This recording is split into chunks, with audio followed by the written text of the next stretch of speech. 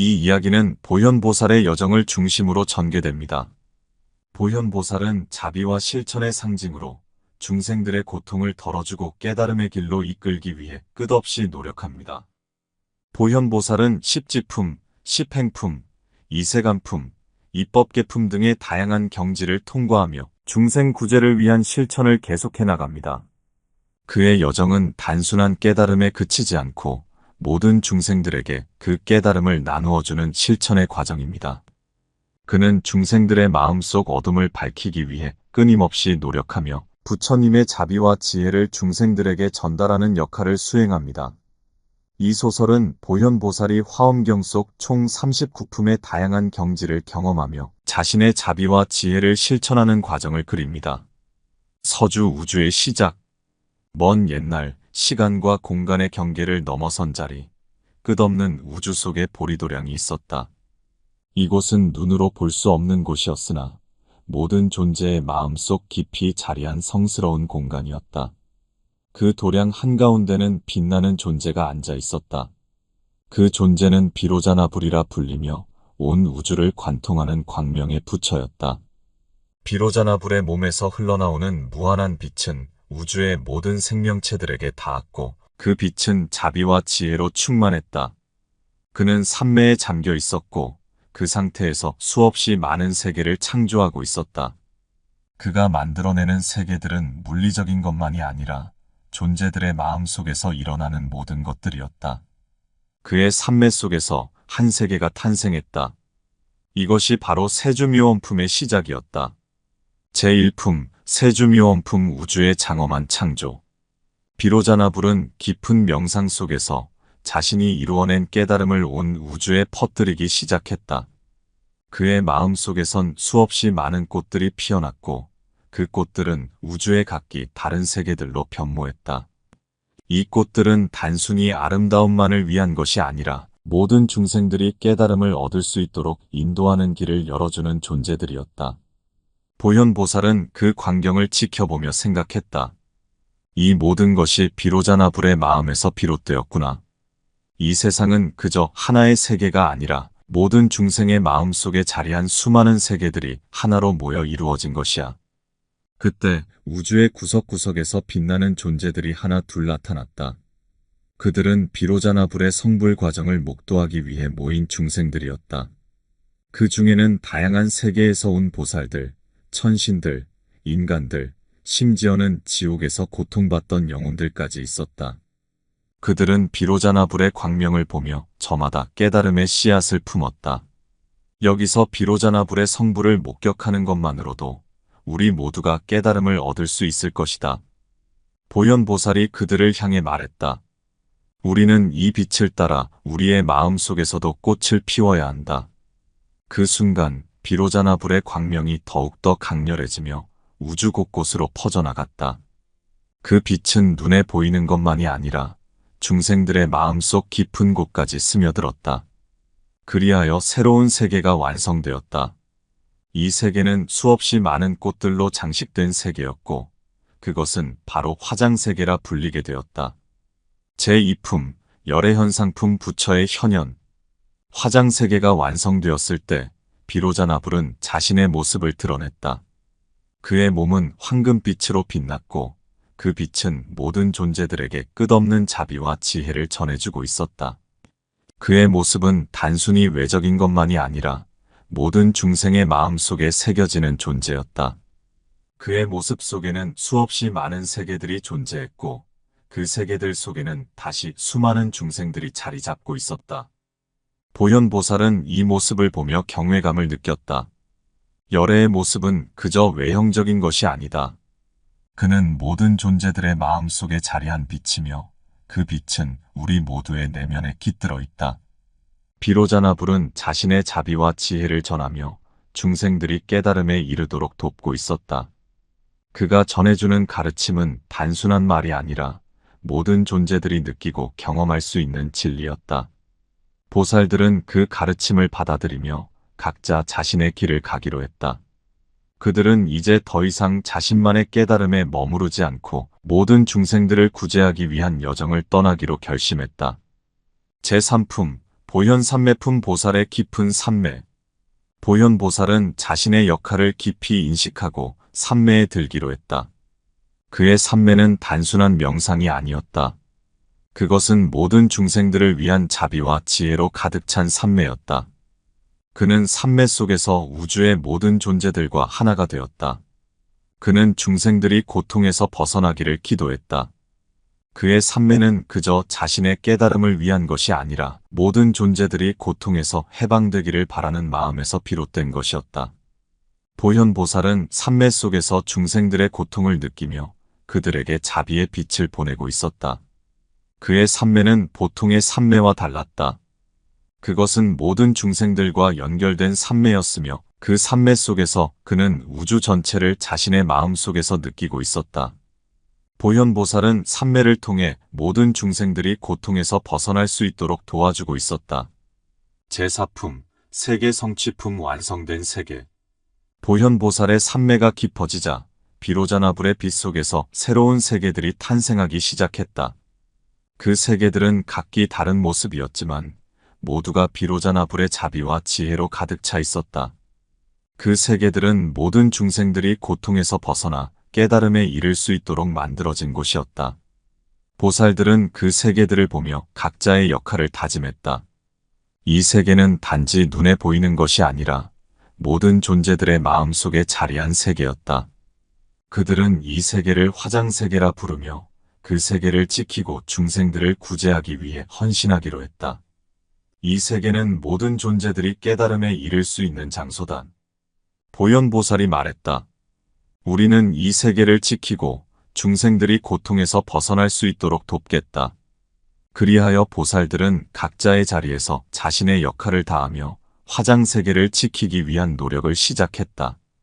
그들은 이 세계가 단순한 물리적인 공간이 아니라 모든 존재들의 마음속에 자리한 세계임을 깊이 깨달았다. 제5품, 화장세계품 장엄한 꽃들로 이루어진 세계. 화장세계는 그 이름처럼 수많은 꽃들로 장식된 장엄한 세계였다. 이 꽃들은 단지 외적인 장식이 아니라 모든 존재들의 마음속에서 피어나는 깨달음의 상징이었다. 이 세계는 비로자나불의 빛으로 가득 차 있었고 모든 존재들이 그 빛 속에서 평화를 찾을 수 있었다. 보현보살은 이 세계를 보며 생각했다. 이 세계는 모든 중생들의 마음속에서 이루어지는 것이다. 우리 모두가 깨달음에 이르면 이 세계는 더욱 장엄해질 것이다. 그리하여 보살들은 서로 다짐했다. 그들은 이 세계를 지키고 모든 중생들이 깨달음에 이를 수 있도록 돕기로 했다. 그들이 지켜야 할 것은 단지 물리적인 세계가 아니라 모든 존재들의 마음속에 자리한 세계였다. 비로자나불의 자비와 지혜로 가득 찬 화장세계는 이제 보살들의 노력으로 더욱 빛나기 시작했다. 그들은 이 세계를 지키기 위해 끝없이 헌신하며 중생들을 구제하는 여정을 계속해 나갔다. 제6품, 비로자나품 태양의 부처. 한없이 깊은 삼매 속에서 비로자나불은 태양과 같이 찬란한 빛을 발하고 있었다. 그의 빛은 끝없는 어둠을 물리치며 모든 중생들에게 새로운 길을 열어주고 있었다. 이 빛은 단순한 물리적인 빛이 아니라 중생들의 마음속 깊이 스며드는 자비와 지혜의 빛이었다. 비로자나불의 몸은 무한한 공간과 시간 속에 펼쳐져 있었고 그 속에는 수없이 많은 세계들이 담겨 있었다. 각 세계는 서로 다른 모습과 특성을 가지고 있었지만 모두가 비로자나불의 자비와 지혜로 연결되어 있었다. 그의 모습을 본 보현보살은 감탄하며 말했다. 이 빛은 단순한 빛이 아니다. 그것은 모든 중생들이 깨달음을 얻을 수 있도록 인도하는 길이자 모든 존재들이 연결된 생명의 근원이다. 보현보살은 자신의 삼매에서 벗어나 비로자나불의 빛을 따라가기로 했다. 그는 모든 세계를 돌아다니며 그 빛을 퍼뜨리고 중생들이 고통에서 벗어날 수 있도록 돕기로 결심했다. 그의 발걸음마다 꽃이 피어났고 그 꽃들은 세계의 장엄함을 더해주었다. 비로자나불의 자비와 지혜는 우주 전체에 퍼져나갔고 그 빛을 받은 모든 존재들은 새로운 생명과 깨달음의 길을 발견할 수 있었다. 이로써 비로자나품은 끝없이 이어지는 자비의 여정을 시작했다. 제7품 열애명호품 부처의 이름. 보현보살이 새로운 세계를 여행하던 중 그는 다양한 부처들의 이름을 만나게 되었다. 이 부처들은 각기 다른 이름과 형상을 가지고 있었지만 그들의 본질은 모두 하나였다. 그들은 모두 비로자나불의 분신이며 중생들을 구제하기 위한 역할을 맡고 있었다. 문수보살이 그에게 다가와 말했다. 열애의 이름은 단순한 이름이 아니다. 그것은 중생들이 각자의 마음속에서 부처를 발견할 수 있도록 인도하는 열쇠다. 각 이름은 그들의 자비와 지혜를 상징하며 그 이름을 부르는 것만으로도 중생들은 깨달음에 이를 수 있다. 보현보살은 그 말을 깊이 새기며 부처의 이름들을 외우기 시작했다. 그는 각 이름이 가진 힘을 느끼며 그 이름들이 중생들에게 어떤 의미를 전해주는지 깨달았다. 그는 이 이름들을 통해 중생들에게 부처의 자비와 지혜를 전해주기로 결심했다. 부처의 이름은 단순한 발음이 아니었다. 그것은 중생들의 마음속에서 깨어나는 깨달음의 소리였다. 그 이름을 부르는 순간 중생들은 자신이 부처와 연결되어 있음을 느꼈고 그로 인해 새로운 힘과 희망을 얻었다. 제8품 사성제품 고통과 해탈의 진리.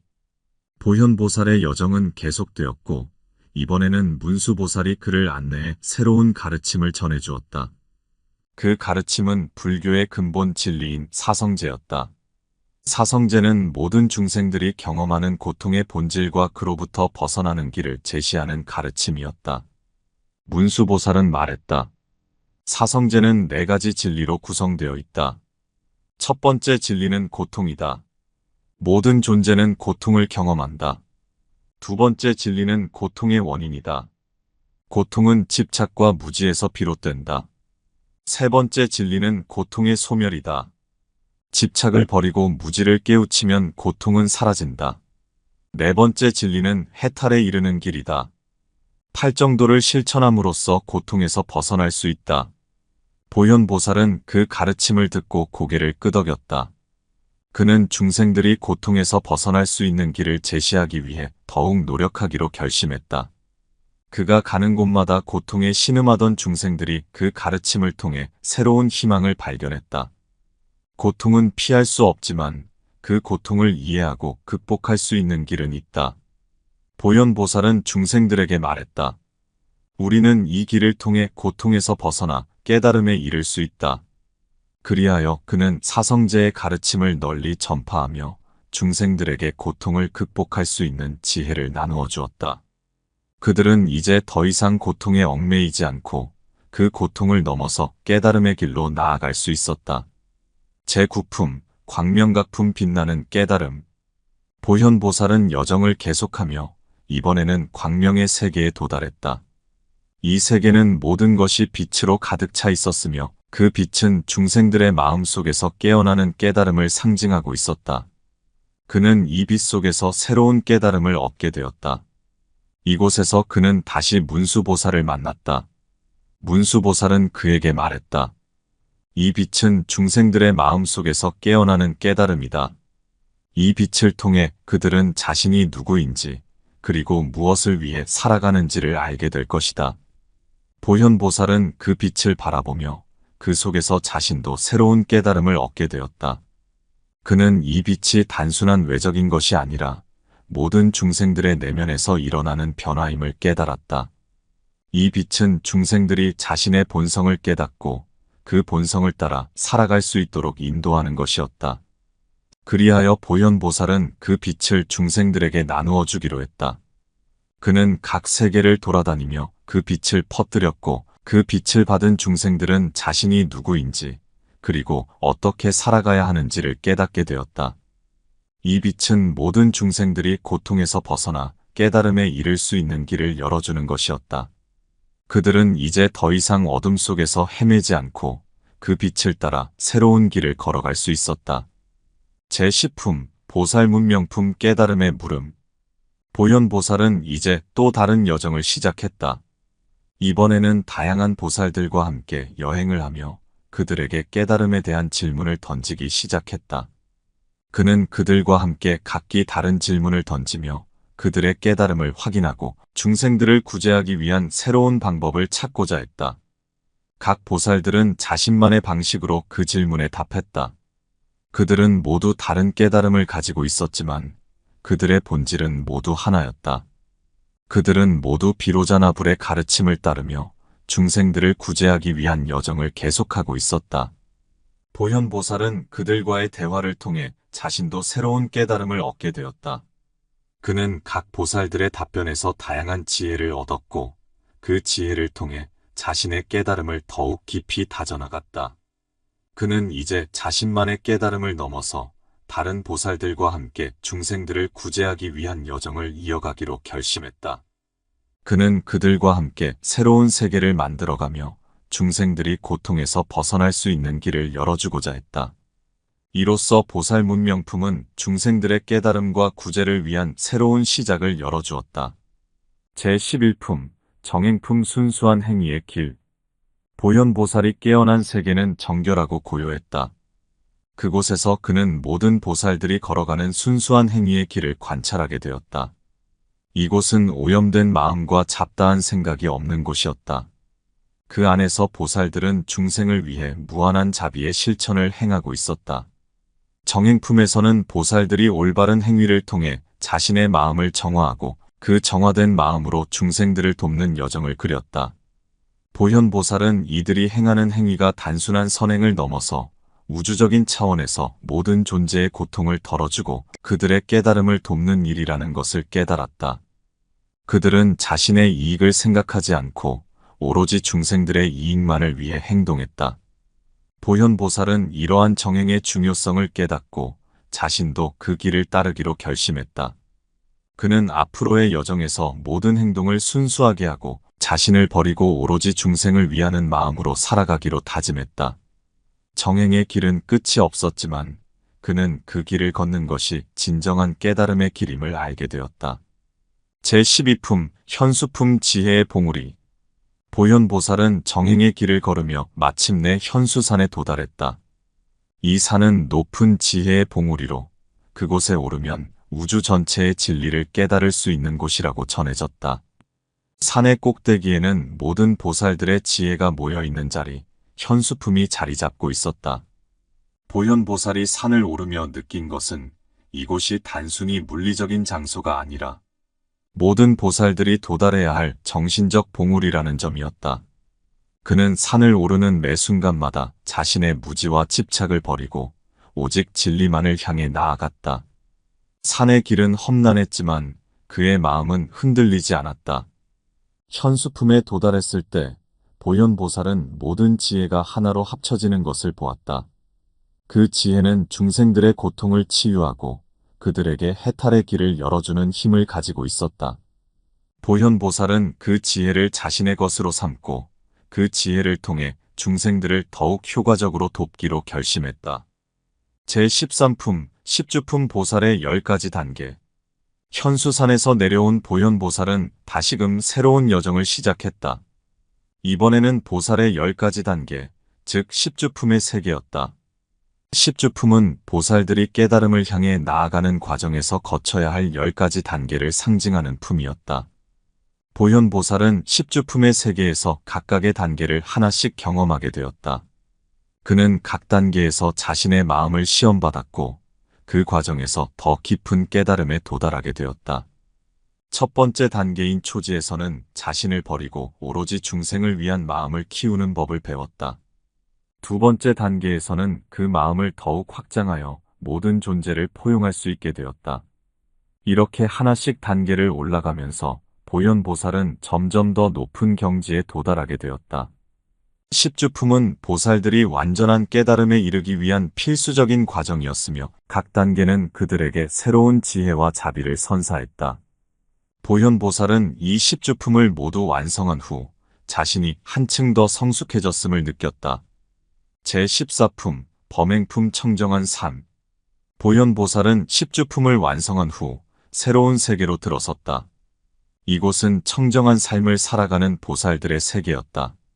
범행품은 말 그대로 청정한 행위를 의미하며 모든 보살들이 자신의 욕망과 집착에서 벗어나 순수한 마음으로 중생을 돕는 세계였다.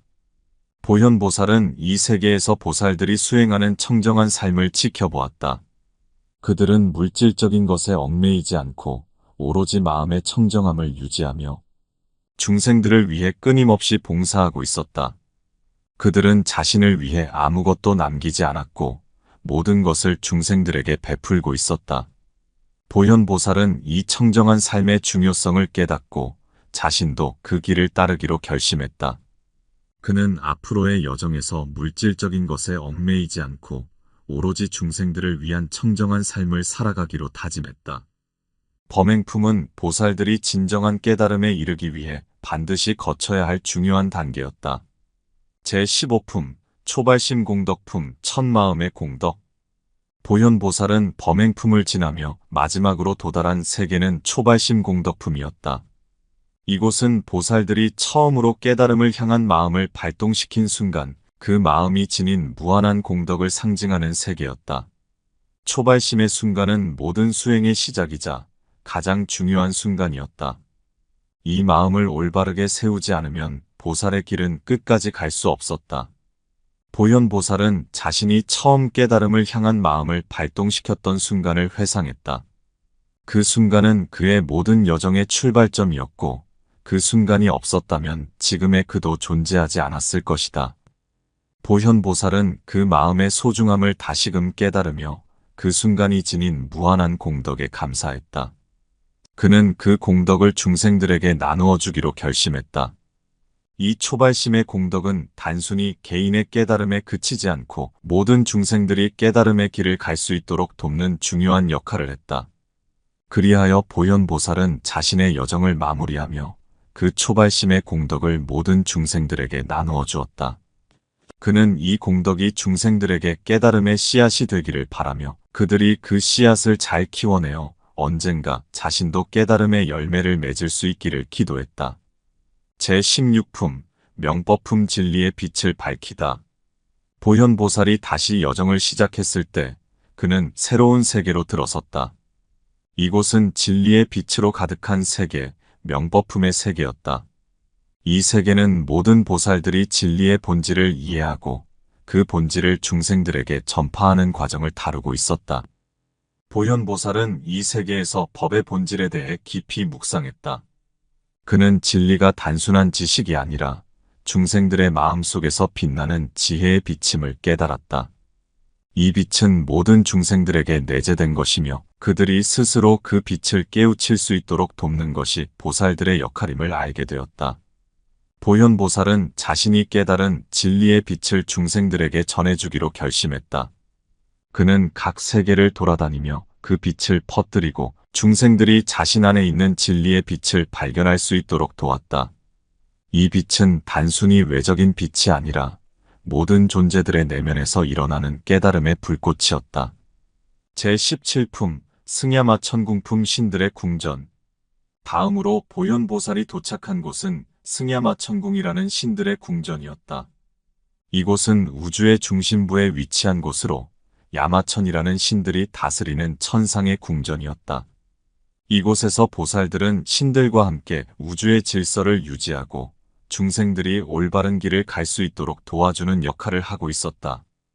보현보살은 이곳에서 신들의 지혜를 배우며 그들이 어떻게 우주의 균형을 유지하고 있는지를 깨달았다. 야마천의 신들은 단순히 힘으로 세상을 다스리는 것이 아니라 그들의 깊은 지혜와 자비를 바탕으로 세상의 질서를 유지하고 있었다. 보현보살은 그들과 함께 우주의 질서를 지키는 방법을 배우고 그 지혜를 통해 중생들을 돕기로 결심했다. 그는 이곳에서 얻은 지혜를 자신의 여정에 활용하며 중생들이 혼란과 고통에서 벗어나 올바른 길을 갈 수 있도록 인도했다. 제18품, 십행품 보살의 10가지 실천. 보현보살은 승야마 천궁을 떠나 이제 십행품의 세계로 들어섰다. 십행품은 보살들이 수행하는 10가지 실천을 다루고 있으며 이 실천들은 보살들이 중생들을 구제하기 위해 반드시 행해야 하는 덕목들이었다. 이 세계에서 보현보살은 각 실천을 하나씩 수행하게 되었다. 그는 첫 번째 실천인 무착행에서 자신의 집착을 내려놓고 오로지 중생들을 위한 행위를 실천했다. 그는 자신의 이익을 생각하지 않고 중생들이 고통에서 벗어날 수 있도록 도와주는 길을 택했다. 보현보살은 십행품의 각 단계를 하나씩 거치며 점점 더 깊은 깨달음에 도달하게 되었다. 이 십행품은 단순히 이론적인 것이 아니라 실제로 중생들을 구제하기 위한 실천이었다. 보현보살은 이 실천을 통해 자신이 깨달은 진리를 중생들에게 전해주며 그들이 고통에서 벗어날 수 있도록 돕기로 결심했다. 제19품, 신무진장품 끝없는 보물. 보현보살이 십행품을 완성한 후 그는 신무진장품의 세계로 들어섰다. 이 세계는 끝없는 보물이 가득한 곳으로 그 보물들은 단순한 물질적인 것이 아니라 중생들을 위한 지혜와 자비의 보물이었다. 보현보살은 이 세계에서 각 보물이 지닌 의미를 깨달았다.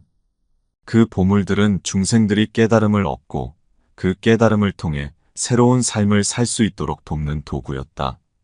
그는 이 보물들을 중생들에게 나누어 주기로 결심했다. 그가 나눈 보물은 단순히 외적인 것이 아니라 모든 중생들이 자신 안에서 발견할 수 있는 지혜와 자비였다. 보현보살은 그 보물들을 통해 중생들이 자신의 내면에서 진리의 빛을 발견할 수 있도록 돕기로 했다.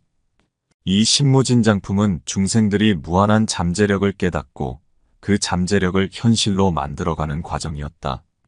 제20품, 승도솔천궁품 도솔천의 궁전. 마지막으로 보현보살이 도착한 곳은 승도솔천궁이라는 또 하나의 천상의 궁전이었다. 이곳은 도솔천이라는 신들이 다스리는 세계로 그곳의 보살들은 중생들을 위해 끊임없이 기도하고 그들의 깨달음을 돕고 있었다. 보현보살은 이곳에서 신들과 함께 중생들을 위한 기도를 올리며 그들이 고통에서 벗어나 깨달음의 길로 나아갈 수 있도록 도왔다. 도솔천의 보살들은 중생들을 위해 모든 것을 바치며 그들의 고통을 덜어주는 역할을 하고 있었다. 보현보살은 이곳에서 자신의 자비심을 더욱 키우며 중생들을 위한 기도와 수행을 더욱 깊이 실천했다. 그는 도솔천의 보살들과 함께 중생들을 위한 길을 열어주고 그들이 고통에서 벗어나 깨달음의 길로 나아갈 수 있도록 도왔다. 제21품, 십행품 보살의 10가지 실천. 보현보살이 다시 여정을 이어가던 어느 날 그는 십행품의 세계에 들어섰다.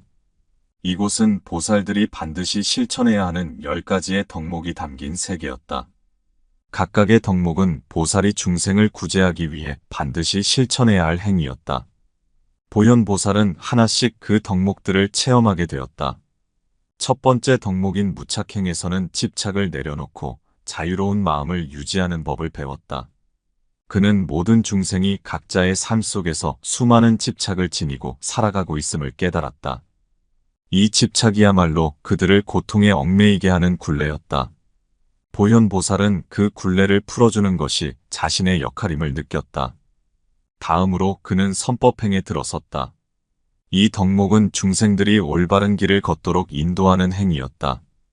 보현보살은 중생들이 바른 길을 선택할 수 있도록 지혜의 빛을 비추어 주었다. 그의 마음은 한없이 평온해졌고 그 평온함이 곧 중생들에게 전해졌다. 이렇게 하나하나 십행의 덕목을 실천하면서 보현보살은 점점 더 깊은 깨달음에 도달했다. 그의 실천은 단순한 행위가 아니라 중생들과 함께 성장하는 과정이었다. 그는 십행품을 통해 자신의 깨달음을 더욱 깊이 다듬으며 중생들을 구제하는 방법을 터득했다. 제22품, 신무진장품 끝없는 보물창고. 십행품을 마친 보현보살은 곧바로 신무진장품의 세계로 향했다. 이 세계는 끝없는 보물이 담긴 거대한 창고였다. 그러나 이 보물들은 단순한 물질적인 것이 아니라 중생들을 구제하기 위한 지혜와 자비의 보물들이었다. 보현보살은 이 보물 창고에서 각기 다른 보물들을 발견했다. 첫 번째 보물은 자비심이었다. 이 자비심은 모든 중생들을 품어 안는 마음이었다. 보현보살은 이 보물을 꺼내어 중생들에게 나누어 주기 시작했다. 그의 자비심이 닿는 곳마다 중생들은 고통에서 벗어나 평온을 찾았다. 두 번째 보물은 지혜였다. 이 지혜는 중생들이 자신의 본성을 깨닫고 그 깨달음을 통해 새로운 삶을 살 수 있도록 돕는 힘이었다. 보현보살은 이 지혜를 중생들에게 나누어 주며 그들이 자신의 내면에서 진리의 빛을 발견할 수 있도록 도왔다. 신무진장품의 보물들은 무한했다. 그 보물들은 모든 중생들에게 필요한 것이었으며 보현보살은 그 보물들을 아낌없이 나누어 주었다. 이 보물들은 중생들이 자신의 내면에서 깨달음을 얻고 그 깨달음을 통해 더욱 성숙한 존재로 거듭날 수 있도록 돕는 역할을 했다. 제23품 승도솔천궁품 도솔천의 승리. 신무진장품을 마친 보현보살은 도솔천의 궁전으로 발걸음을 옮겼다. 이곳은 보살들이 중생들을 위해 기도하고 그들의 깨달음을 돕는 천상의 궁전이었다. 도솔천은 미래의 부처인 미륵보살이 머무는 곳으로 중생들을 구제하기 위한 준비를 하는 중요한 장소였다. 보현보살은 도솔천의 보살들과 함께 중생들을 위한 기도에 동참했다. 그들은 중생들이 고통에서 벗어나 올바른 길을 찾을 수 있도록 마음을 모았다. 도솔천의 보살들은 끊임없이 기도하며 그 기도의 힘으로 중생들에게 새로운 희망을 불어넣었다. 보현보살은 이곳에서 자신의 자비심을 더욱 키웠다. 그는 중생들을 위한 기도가 단순한 마음의 외침이 아니라 실제로 중생들의 삶을 변화시키는 힘이 된다는 것을 깨달았다. 그의 기도는 중생들의 마음속에 스며들어 그들이 자신의 길을 찾을 수 있도록 도와주는 역할을 했다. 도솔천의 궁전은 그 자체로 하나의 신성한 장소였고 보현보살은 이곳에서 자신이 더욱더 중생들과 하나가 되었음을 느꼈다. 그의 기도는 이제 도솔천의 모든 보살들과 함께 중생들을 구제하는 강력한 힘이 되었다. 제24품 도솔궁계참품 찬송의 노래. 도솔천궁에서 보현보살은 또 다른 의식을 체험하게 되었다. 그것은 도솔궁의 보살들이 올리는 찬송의 노래였다. 이 노래는 단순한 음악이 아니었다. 그것은 우주의 진리를 찬미하고 중생들이 깨달음에 이를 수 있도록 인도하는 강력한 도구였다. 보현보살은 그 노래를 들으며 깊은 감동을 느꼈다. 그 노래는 그의 마음속 깊은 곳까지 울려 퍼졌고 그는 그 속에서 진리의 소리를 들을 수 있었다. 이 노래는 단순히 소리로 이루어진 것이 아니라 중생들을 향한 보살들의 간절한 마음이 담긴 것이었다. 그 노래를 들은 중생들은 각자의 마음속에서 새로운 희망을 발견했다. 그들은 이제 더 이상 고통에 얽매이지 않고 그 노래를 따라 깨달음의 길로 나아갈 수 있었다. 보현보살은 그 찬송의 노래가 얼마나 강력한 힘을 가지고 있는지 깨닫고 자신도 그 노래를 중생들에게 전파하기로 결심했다. 그는 도솔궁의 보살들과 함께 그 노래를 부르며 중생들이 그 노래를 통해 자신을 깨우고 올바른 길을 찾을 수 있도록 돕기로 했다. 도솔궁계참품은 단순한 노래가 아니라 중생들을 구제하기 위한 강력한 기도의 소리였다. 제25품 십회양품 모든 중생을 향한 회향. 마지막으로 보현보살은 십회양품의 세계로 들어섰다. 십회양품은 보살들이 수행을 통해 얻은 모든 공덕을 중생들에게 회향하는 과정을 다루고 있었다. 회향이란 자신이 얻은 깨달음과 공덕을 다른 이들에게 돌려주는 것을 의미하며 보살의 실천에서 매우 중요한 요소였다. 보현보살은 자신이 그동안 쌓아온 모든 공덕을 중생들에게 돌려주기로 결심했다. 그는 자신의 깨달음이 자신만을 위한 것이 아니라 모든 중생들을 위한 것임을 깨달았다. 그는 그 공덕을 회향함으로써 중생들이 자신의 길을 찾고 깨달음에 이를 수 있도록 돕고자 했다. 그의 회향은 끝이 없었다. 그는 자신이 가진 모든 것을 아낌없이 나누어 주었다. 중생들은 그의 회향을 통해 새로운 힘을 얻었고 그들은 더 이상 고통에 얽매이지 않고 자신의 길을 찾아 나아갈 수 있었다. 제26품 십지품 보살의 10단계. 보현보살이 다시 여정을 시작한 곳은 십지품이라는 세계였다. 이곳은 보살들이 깨달음에 이르기까지 반드시 거쳐야 하는 10가지 단계가 펼쳐진 세계로 각 단계는 고유한 특성과 도전을 가지고 있었다. 이 단계들은 보살들이 수행을 통해 점점 더 높은 경지로 나아가는 여정이었으며 궁극적으로 깨달음에 도달하는 길이었다. 보현보살은 첫 번째 단계인 이구지에 들어섰다. 이 단계는 모든 더러움과 오염을 제거하고 순수한 마음을 유지하는 법을 배우는 곳이었다. 그는 이곳에서 자신의 마음을 더욱 정화하고 오로지 중생들을 위한 자비와 지혜만을 남기도록 마음을 다스렸다. 이구지는 보살이 깨달음의 길에서 첫걸음을 내딛는 중요한 단계였다. 두 번째 단계인 염해지에서는 보현보살이 지혜의 불꽃을 밝히는 법을 배웠다. 이 단계에서는 중생들을 위해 자신의 지혜를 발휘하는 방법을 터득했다.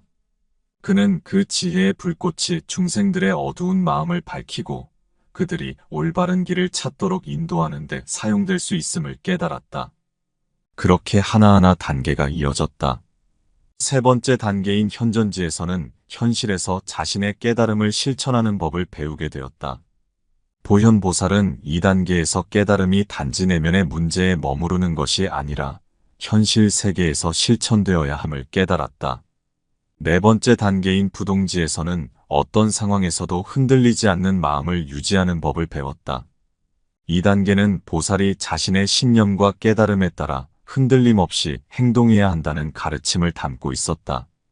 보현보살은 이 단계에서 더욱 단단한 마음을 얻었고 어떤 고난에도 흔들리지 않는 의지를 다지게 되었다.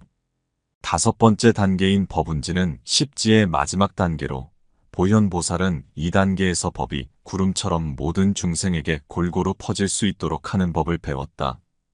이곳에서는 보살이 깨달음을 통해 얻은 진리를 모든 중생에게 전파하는 책임을 지게 되었다.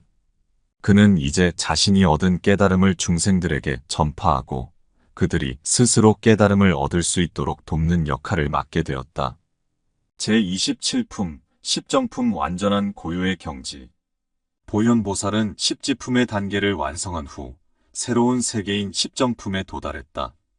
이곳은 보살들이 완전한 고요, 즉 삼매의 경지에 도달하는 세계였다. 십정품의 세계에서는 다양한 삼매의 경지가 펼쳐져 있었고 그곳에서 보살들은 각자의 수행을 통해 그 삼매에 도달해야 했다. 보현보살은 첫 번째 삼매인 불국삼매에 들었다.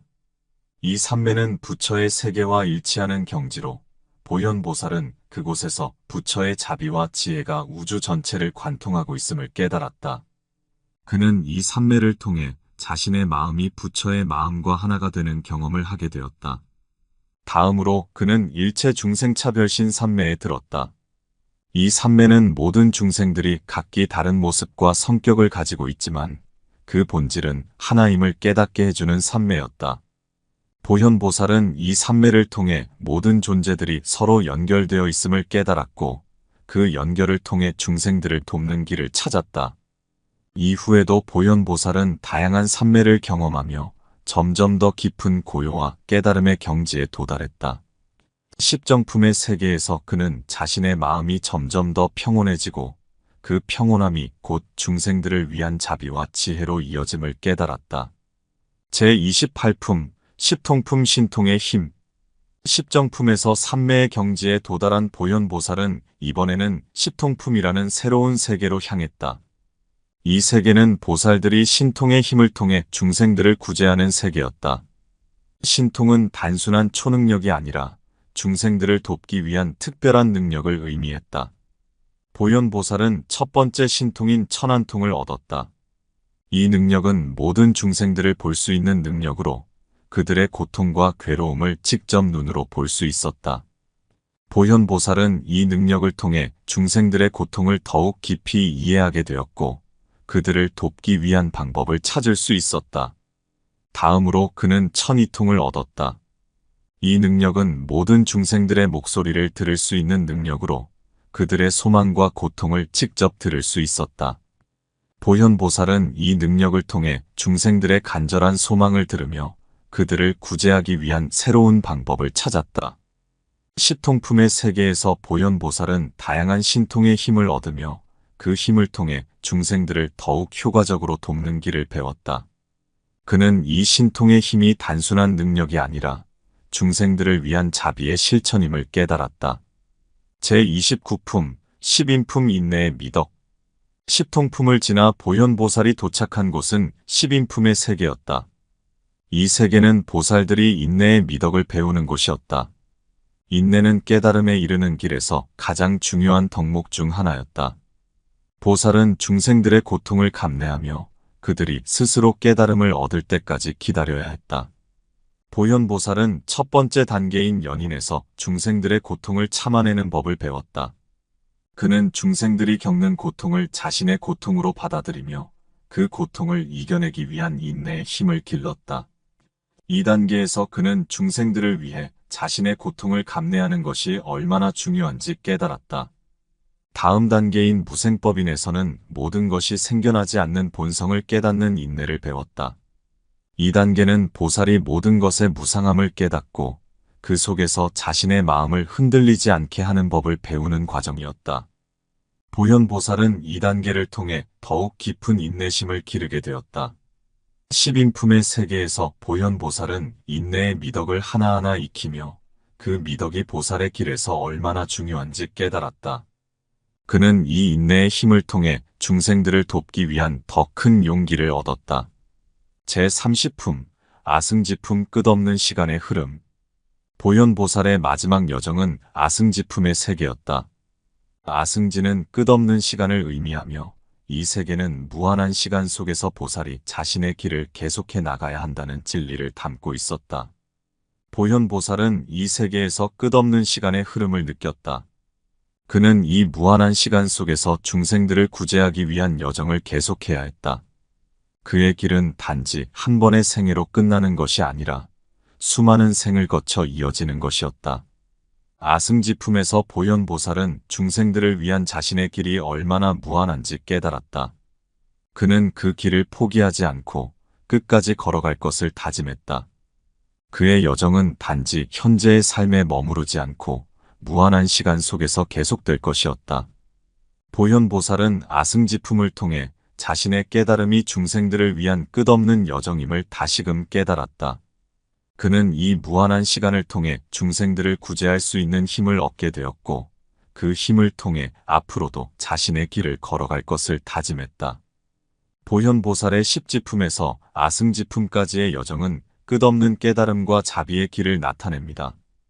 보살의 이 여정은 수많은 중생을 구제하고 무한한 시간 속에서 계속해서 깨달음을 실천하는 과정을 보여줍니다. 이 이야기에서 보현보살은 각 품마다 새로운 깨달음과 미덕을 습득하며 자신뿐만 아니라 모든 중생을 위한 길을 걷습니다. 보현보살은 십지품을 통해 자신의 마음을 정화하고 점차 높은 경지로 나아가는 10가지 단계를 거칩니다. 그 과정에서 그는 오염된 마음을 씻어내고 부동한 의지와 자비심으로 중생들을 인도할 수 있는 능력을 얻게 됩니다. 십지품은 보살의 길에서 필수적인 단계로 깨달음에 이르는 여정의 기초를 마련합니다. 다음으로 그는 십정품에서 다양한 삼매의 경지를 체험하며 고요하고 흔들림 없는 마음 상태에 도달합니다. 보현보살은 삼매를 통해 자신의 마음이 더 큰 자비와 지혜로 가득 차게 됨을 느끼며 이를 중생 구제를 위한 도구로 활용합니다. 이후 십통품에서는 보살이 신통력을 얻게 되는데 이는 단순한 초능력이 아닌 중생 구제의 도구로 사용됩니다. 보현보살은 천안통, 천이통 등의 신통을 통해 중생들의 고통을 직접 보고 듣고 그들의 소망과 아픔을 이해하며 그들을 돕는 방법을 찾아갑니다. 십인품에서는 보살이 인내의 미덕을 익히며 중생들의 고통을 감내하는 법을 배웁니다. 인내는 보살의 길에서 중요한 덕목으로 보현보살은 이 과정을 통해 더욱 단단해진 마음으로 중생들을 돕습니다. 마지막으로 아승지품에서는 무한한 시간의 흐름 속에서 보살의 길이 계속 이어짐을 깨닫게 됩니다. 보현보살은 이 무한한 시간 속에서 자신의 여정이 중생들을 위한 끝없는 자비의 길임을 다시금 인식하고 그 길을 끝까지 걸어가기로 다짐합니다. 이로써 보현보살의 여정은 계속되며 그는 중생 구제를 위해 끊임없이 자신의 깨달음을 실천해 나갑니다. 제31품, 열애수량품 부처의 무한한 생명. 보현보살이 이번에 도달한 세계는 열애수량품, 즉 부처의 수명이 무한함을 다루는 세계였다. 이곳에서 보현보살은 열애의 생명이 단순한 시간적 개념을 초월하여 무한하고 영원한 존재임을 깨닫게 되었다. 부처의 생명은 시작도 끝도 없이 중생들의 삶과 죽음, 그 너머까지 영원히 이어지고 있었다. 이 세계에서 보현보살은 중생들의 한정된 시간 속에서 끊임없이 고민하고 고통받는 모습을 보았다. 중생들은 자신들의 생명이 유한하다는 사실에 두려움을 느끼며 이 생명의 한계 속에서 끊임없이 갈등과 번민을 겪고 있었다. 그러나 열애의 수명은 그 모든 두려움과 고통을 넘어선 것이었다. 보현보살은 열애의 무한한 생명력에서 나오는 자비와 지혜를 느끼며 중생들에게 그 진리를 전하고자 결심했다. 그는 중생들이 시간의 흐름에 얽매이지 않고 무한한 생명의 본질을 깨달을 수 있도록 돕기로 했다. 그리하여 그는 중생들에게 부처의 수명이 단지 육체의 생명이 아니라 그 너머의 영원한 깨달음의 길임을 전파하기 시작했다. 제32품 보살주처품 보살들의 거처. 보현보살은 열애 수량품을 지나 보살주처품의 세계에 도달했다. 이 세계는 각기 다른 보살들이 머무는 거처를 다루고 있었다. 보살들은 단순한 물리적 장소에 머무르는 것이 아니라 그들의 마음이 자리한 곳이 곧 그들의 거처였다. 그들은 중생들이 고통받는 곳이라면 어디든지 그곳을 자신의 거처로 삼고 중생들을 돕는 역할을 하고 있었다. 보현보살은 다양한 보살들이 머무는 곳을 돌아다니며 그들의 역할을 살펴보았다. 어떤 보살들은 인간 세상의 시장과 마을에 머물며 평범한 사람들 속에서 그들의 고통을 덜어주고 있었다. 다른 보살들은 깊은 산 속에서 명상을 하며 그곳에서 나오는 자비와 지혜의 에너지를 세상에 전파하고 있었다. 보현보살은 이 세계에서 자신도 새로운 거처를 찾아야 한다고 느꼈다. 그는 자신이 중생들을 돕기 위해 어디에 머무르든 그곳이 곧 자신의 집이 될 것임을 깨달았다. 그리하여 그는 자신의 거처를 중생들의 마음속에 자리 잡기로 결심했다. 그가 머무는 곳은 더 이상 특정한 장소가 아니라 그가 돕고자 하는 모든 중생들의 마음이었다. 제33품 불부사의 법품 불가사의한 부처님의 법. 보현보살이 다음으로 도달한 세계는 불부사의 법품, 즉 부처님의 불가사의한 법을 다루는 세계였다. 이 세계는 그 어떤 말로도 표현할 수 없는 부처님의 깊은 법과 진리를 다루고 있었다. 보현보살은 이곳에서 부처님의 법이 얼마나 심오하고 깊은지를 깨닫게 되었다. 그는 이 법이 단순히 이성으로 이해할 수 있는 것이 아님을 알게 되었다. 부처님의 가르침은 그 어떤 논리나 지식으로도 완전히 이해할 수 없는 것이었다. 그 법은 모든 중생들의 마음속에 숨겨진 진리였고 그것을 깨닫기 위해서는 단순한 공부나 논리가 아닌 깊은 깨달음이 필요했다. 보현보살은 이 불가사의한 법을 중생들에게 전하기 위해 고민했다.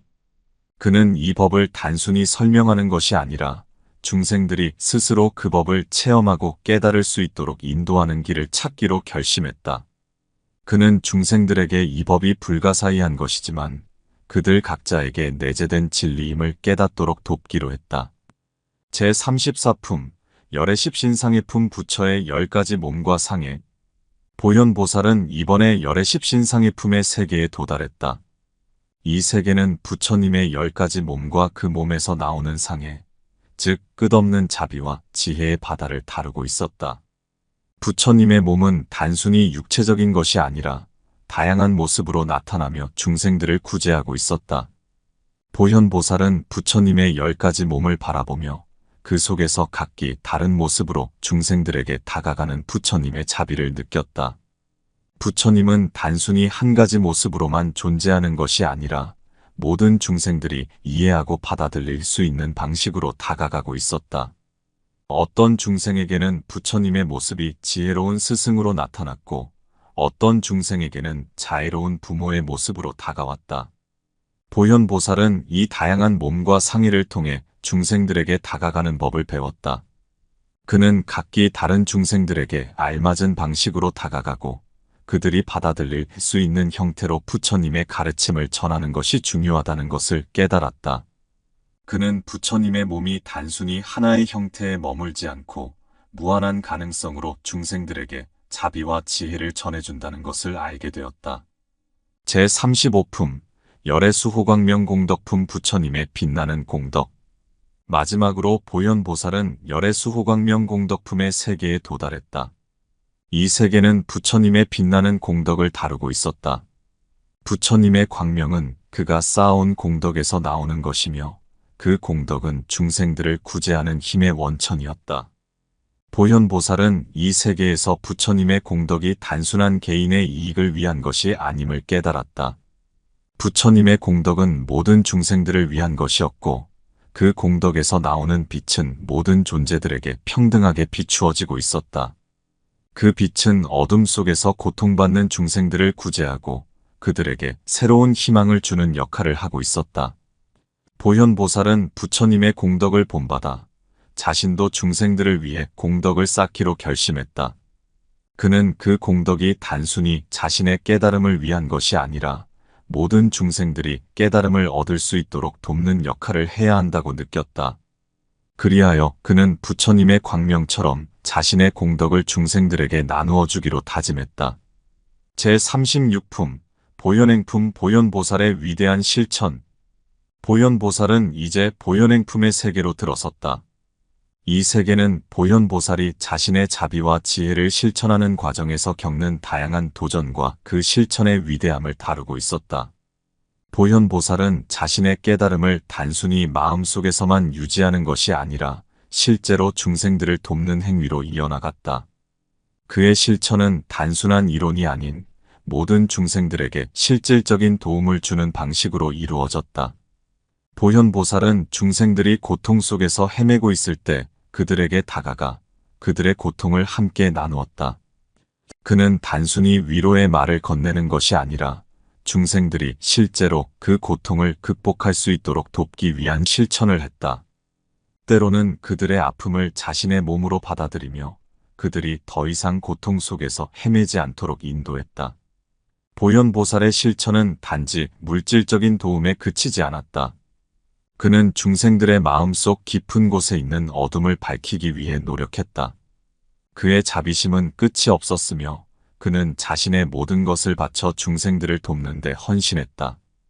그는 중생들에게 깨달음의 씨앗을 심어주고 그 씨앗이 자라날 수 있도록 끊임없이 돌보았다.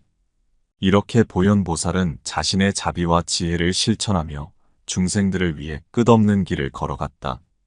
그의 실천은 모든 중생들에게 평등하게 전해졌으며 그들은 보현보살의 도움을 통해 고통에서 벗어나 깨달음의 길로 나아갈 수 있었다. 제37품 열애출현품 부처님의 출현. 보현보살이 보현행품에서의 실천을 완성한 후 그는 열애출현품의 세계로 들어섰다. 이 세계는 부처님의 출현과 그 출현이 중생들에게 미치는 영향을 다루고 있었다. 부처님의 출현은 단순한 우연이 아니라 모든 중생들의 염원과 기도의 결실이었다. 이 세계에서 보현보살은 부처님의 출현이 얼마나 중요한지 깨달았다. 부처님은 단순히 깨달음을 얻은 존재가 아니라 그 깨달음을 중생들에게 전파하기 위해 이 세상에 나타난 존재였다. 그분의 출현은 중생들에게 새로운 길을 열어주었고 그 길을 따라갈 수 있는 힘을 주었다.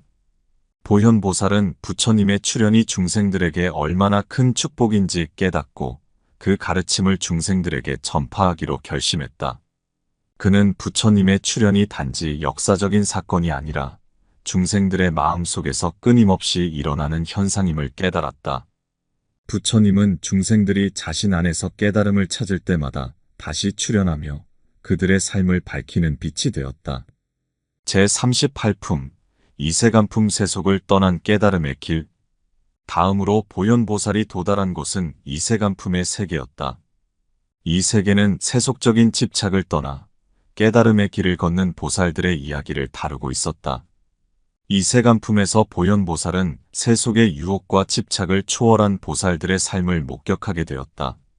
이 세계의 보살들은 세속적인 욕망과 집착에서 완전히 벗어나 있었다. 그들은 세상의 모든 유혹을 이겨내고 오로지 깨달음만을 향해 나아가고 있었다. 그들의 마음은 더 이상 물질적인 것에 얽매이지 않았으며 그들은 모든 존재에게 평등한 자비를 베풀었다. 보현보살은 이 세계에서 세속을 떠난다는 것이 단순히 물리적인 의미가 아님을 깨달았다. 그것은 마음속에서 욕망과 집착을 버리는 것을 의미했다. 그는 중생들이 이 세간의 유혹에서 벗어나 진정한 깨달음의 길로 나아갈 수 있도록 돕기로 결심했다.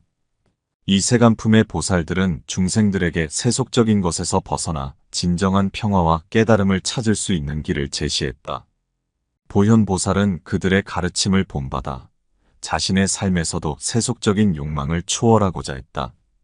그는 중생들에게도 그 길을 안내하며 그들이 세속의 고통에서 벗어나 깨달음을 찾을 수 있도록 돕기로 했다.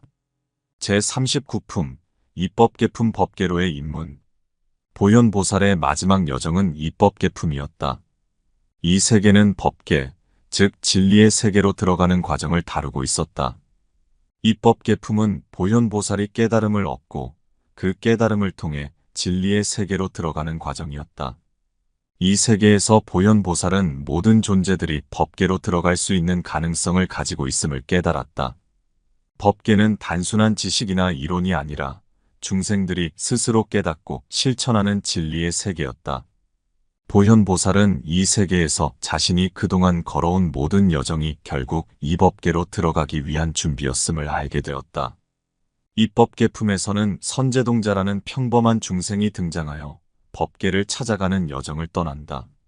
선제동자는 자신의 깨달음을 찾아 다양한 스승들을 만나며 그들의 가르침을 통해 점점 더 깊은 진리의 세계로 들어가게 된다.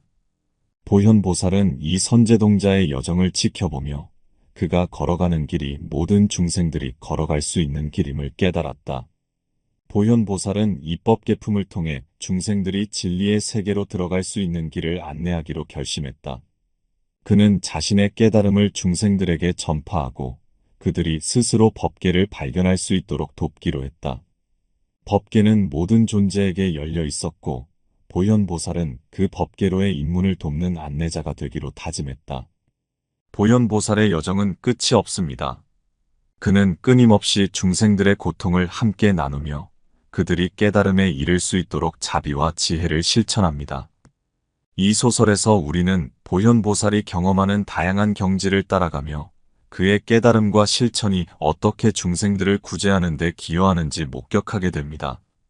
그의 여정은 단순한 이론이나 사상에 머무르지 않고 실제적인 실천을 통해 중생들에게 빛을 전하는 과정입니다.